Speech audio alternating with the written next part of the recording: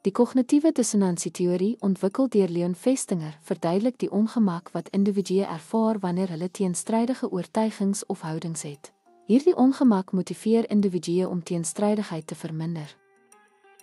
Kognitiewe dissonansie vind plaas wanneer gedrag en oortuigings mekaar weerspreek. Mense probeer dissonansie verminder deur houdings of gedrag te verander. Regverdiging van besluite is 'n algemene manier om dissonansie te verminder. Dissonansie kan lei tot houdingsverandering indien regverdiging onvoldoende is. Hoë toewyding verhoog die druk om dissonansie op te los. Bemarkers en leiers gebruik kognitiewe dissonansie om besluitneming te beïnvloed. Om kognitiewe dissonansie te verstaan, help om gedragsveranderinge en besluitnemingsprosesse te verduidelik. Dit is 'n sleutelkonsep in sielkunde, bemarking en leierskap.